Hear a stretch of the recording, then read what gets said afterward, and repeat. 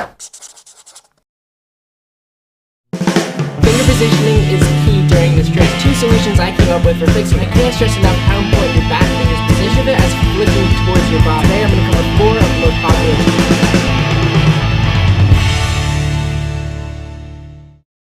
Hey, what's up guys? My name is Taylor Rosenbauer and welcome to another FingerTips episode. Today we're going to be talking about flips to grinds and slides on a fingerboard. The trick to learning any flip to a grind or slide is just a matter of having that flip trick down perfectly. So if you're having trouble with a kickflip to nose grind, for example, you probably just need to work on your kickflip. Ideally, you want to be able to catch all of your flip tricks on flat.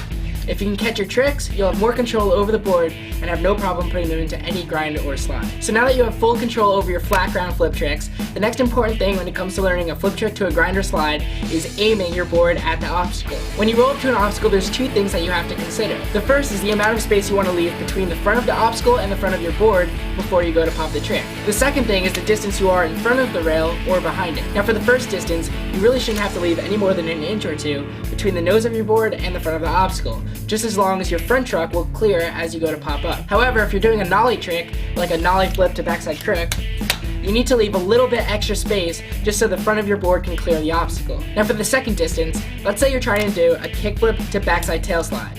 Now if you find that you're constantly landing in front of the obstacle and not locking in, you might want to adjust the distance between the rail and your board when you actually go to pop. So if you're popping too far in front of the rail, you're going to find yourself landing in front of it every single try.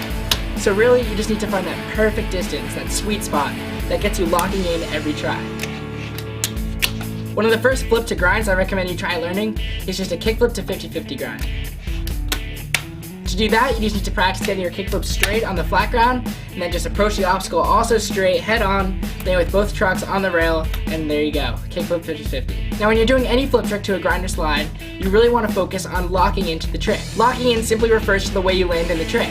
So for a kickflip nose grind, for example, locking in well would be landing perfectly into the nose grind without the board wobbling or going into 50-50 first. So here's an example of a kickflip nose grind where I don't lock in well. And then here's one where I did it. Finally, I want to briefly talk about flipping out of a grind or slide. Once you get into a grind, you want to adjust your finger to get into the right position so you can flip out of it. However, you want to do this adjustment as subtly as possible so the trick doesn't look sketchy. You also want to make sure you don't stop midway through the grind to make that adjustment, or else it'll ruin the whole flow of the trick. Well, that's it for this episode of FingerTips. Again, my name is Taylor Rosenbauer, and thanks for watching.